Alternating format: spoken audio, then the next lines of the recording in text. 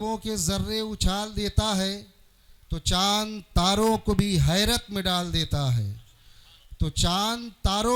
حیرت میں ڈال دیتا ہے اور حلیمہ سعدیہ صد مرحبا مبارک ہو، حلیمہ سعدیہ صد مرحبا مبارک ہو، خدا اسی طرح گدڑی میں لال دیتا ہے اور وہابی نام سنتے ہی احمد رضا کا وہی فکر و فن کے ہتھیار ڈال دیتا ہے عزیزان ملت اسلامیہ، اس مادی دنیا میں ہر انسان کھانا کھاتا ہے تو غذا حاصل کرنے کے لیے، قوت حاصل کرنے کے لیے. ہر انسان اگر مکان تعمیر کرتا ہے تو اس لیے مکان تعمیر کرتا ہے کہ بارش سے، آندھی سے، طوفان سے اپنے آپ کو بچایا جا سکے. اگر انسان اس مادی دنیا میں لباس زیب تن کرتا ہے تو اس لیے لباس پہنتا ہے تاکہ وہ لوگوں کے سامنے اچھی صورت میں آئے،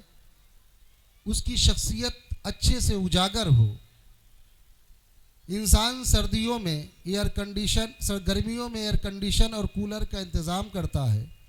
فائدے کے لیے. انسان اگر بیمار ہوتا ہے تو فائدے کے لیے دوا اور علاج کا بندوبست کرتا ہے، اور اگر جب سردی آتی ہے تو انسان گرم سوٹ تیار کرتا ہے. پتہ کیا چلا؟ معلوم یہ ہوا کہ اس مادی دنیا میں ہر چیز انسان فائدے کے لیے کرتا ہے، ہر کام فائدے کے لیے کرتا ہے. اسی طریقے سے اللہ تبارک و تعالیٰ نے قرآن مجید میں ارشاد فرمایا ان الصلاۃ تنہی عن الفحشاء والمنکر، کہ بے شک نماز بے حیائی اور بری باتوں سے روکتی ہے. اگر آپ یہ کہیں کہ مولانا صاحب ایسا تو نہیں ہوتا ہے، دیکھتے کہ نماز پڑھ رہا ہے پھر بھی برے کام کر رہا ہے، نماز پڑھ رہا ہے پھر بھی گالیاں دے رہا ہے، نماز پڑھ رہا ہے پھر بھی وہ نالائقی کے کام کر رہا ہے، تو عزیزان ملت اسلامیہ یہ نماز کا قصور نہیں بلکہ اس بندے کا قصور ہے. یا تو وہ نماز سے غافل ہے، یا تو وہ کبھی نماز پڑھتا ہے کبھی نماز نہیں پڑھتا، یا تو وہ نماز باجماعت سے کبھی پڑھتا ہے کبھی نہیں پڑھتا ہے. کیونکہ اس آیت کریمہ میں شک ہی نہیں کیا جا سکتا، کیونکہ یہ آیت کریمہ اس مالک کائنات نے نازل فرمائی ہے. یہ کسی شاعر کی حسین غزل کا مصرع نہیں ہے، نہ کسی ادیب کی خوبصورت کوٹیشن ہے، نہ ہی کسی انسانی ذہنی اختراع ہے، بلکہ یہ اس کا کلام ہے جو ہمیشہ سے اور ہمیشہ رہے گا، جس کے بارے میں قرآن مجید خود اعلان فرماتا ہے ذالک الکتاب لا ریب فیہ، کہ اس میں شک کی گنجائش نہیں ہے، اس میں شک و شبہ نہیں کیا جا سکتا. عزیزان ملت اسلامیہ، وہ دور آپ یاد کیجئے جس دور میں نبوت کا دورہ تھا. آقا کریم صلی اللہ تعالیٰ علیہ وسلم نیکیوں کی طرف لے جا رہے تھے، جہالت کو مٹا رہے تھے، بدیوں کو ختم کر رہے تھے،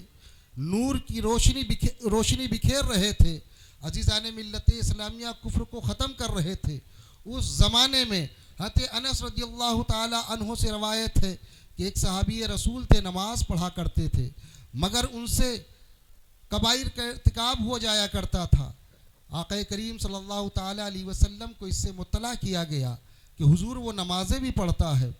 مگر وہ فواحش سے دور نہیں رہتا ہے، وہ فواحش سے بچتا نہیں ہے. آقا کریم صلی اللہ تعالیٰ علیہ وسلم نے فرمایا ان الصلاۃ تنہی عن الفحشاء والمنکر، کہ بے شک نماز اس کی بے حیائیوں کو روک دے گی، برائیوں کو روک دے گی. ایک دن ایسا بھی آیا کہ عزیزان ملت اسلامیہ وہ بندہ برائیوں سے رک جاتا ہے، اور جب رک جاتا ہے تو اللہ کے نبی کو مطلع کیا جاتا ہے. تو اللہ کے نبی ارشاد فرماتے ہیں میں نہ کہتا تھا کہ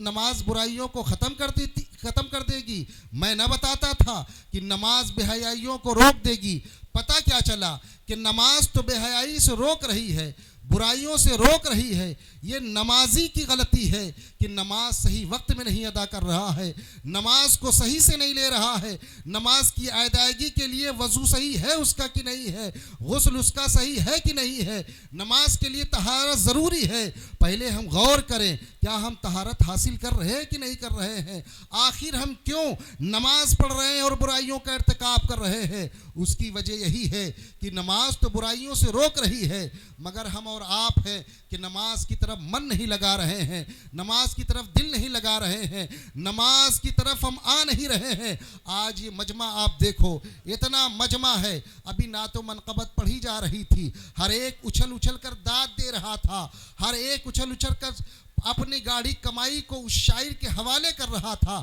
جو شاعر نعت مصطفیٰ پڑھ رہا ہے۔ میں یہ نہیں کہتا کہ داد دینی نہیں چاہیے، میں یہ نہیں کہتا کہ نعت شریف پڑھ کر مسرور نہیں ہونا چاہیے، میں یہ نہیں کہتا نعت شریف نہیں پڑھنا چاہیے، مگر جس طریقے سے نبی کی نعت سن کر آپ دل کو محظوظ کر رہے ہو، اسی طریقے سے نبی کے فرمان کو آپ کو سینے سے لگانا ہوگا، اسی طریقے سے آپ کو نبی کے ارشادات کو سینے سے لگانا ہوگا، اسی طریقے سے آپ کو مسجدیں بھرنی ہوں گی، اسی طریقے سے آپ کو مسجدیں بھی آباد کرنی ہوں گی، اسی طریقے سے آپ کو مسجدوں میں جانا ہوگا اور اپنے گھروں کو چھوڑ کر، اپنی آبادیوں اور ہوٹلوں کو، تماشا گاہ کو چھوڑ کر مسجدوں کو آباد کرنا ہوگا۔ ذرا غور تو کرو مسلمانوں کہ آج ہمارے اوپر بپتا پڑی ہے، ہر طرف سے مسلمان ستایا جا رہا ہے، ہر طرف سے مسلمان ڈرایا جا رہا ہے، ہر طرف سے مسلمان اس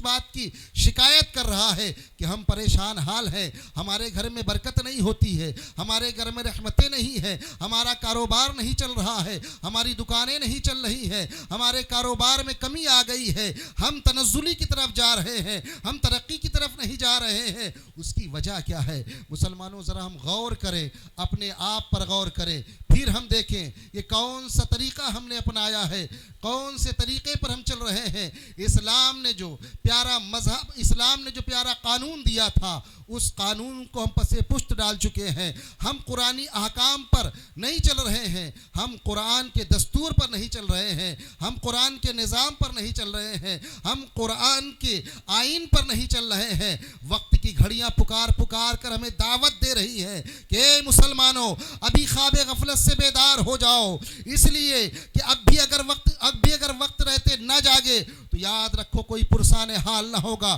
ڈاکٹر اقبال نے بہت پہلے کہا تھا، یوں تو سید بھی ہو، مرزا بھی ہو، افغاں بھی ہو، تم سبھی کچھ ہو، بتاؤ تو مسلمان بھی ہو۔ عزیزان ملت اسلامیہ غور کریں، نماز تو ہمارے اندر، نماز کی پابندی اگر ہو جائے تو ہمارے گھروں میں برکتیں آ جائیں گی۔ آپ واقعہ یاد کیجئے، جو نمازی کی صورت اختیار کر لیتے تو انہیں رہائی مل جاتی ہے۔ ہمارے بزرگان دین بیان کرتے ہیں کہ چند ڈاکو تھے، ایک گاؤں میں ایک رئیس کے گھر ڈاکہ ڈالتے ہیں، اور ڈاکہ ڈالتے وقت، نقب زنی کے وقت، نقب لگاتے وقت گھر والے کی آنکھ کھل جاتی ہے، وہ بیدار ہو جاتا ہے، لہٰذا اس نے شور مچا دیا۔ شور کا مچانا تھا، چور بھاگنے لگے، لیکن محلے کے لوگ بیدار ہو گئے۔ جب محلے کو لوگ بیدار ہوئے، چوروں کا پیچھا کرتے ہیں، چور آگے دوڑ رہے ہیں، پیچھے محلے والے دوڑ رہے ہیں چوروں کو پکڑنے کے لیے، ڈاکوؤں کو پکڑنے کے لیے۔ ڈاکوؤں نے دیکھا کہ عنقریب ہم پکڑے جائیں گے،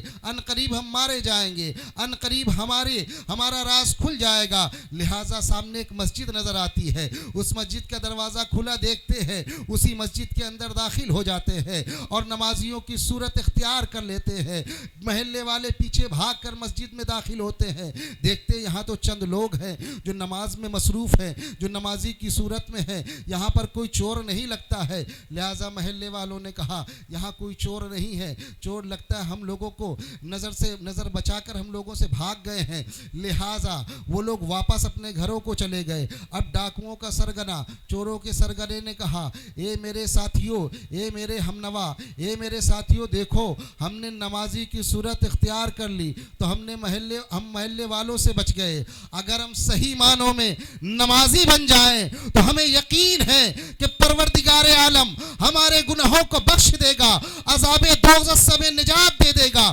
لہٰذا اے میرے ساتھیوں، میں اپنی گنہگار زندگی سے تائب ہوتا ہوں، میں توبہ کرتا ہوں اور توبہ کر رہا رہا ہوں. لہٰذا تمام ساتھیوں نے جب یہ سنا کہ میرا سردار توبہ کر رہا ہے, تائب ہو رہا ہے, تو ان کے ہم نوا نے کہا, ساتھیوں نے کہا کہ حضور ہر جگہ تو ہم آپ کا ساتھ دیتے ہیں, ہر جگہ تو آپ ہمارے رہنما ہوتے ہو, ہر جگہ تو ہمارے آپ پیشوا ہوتے ہو, جب گناہوں میں آپ پیش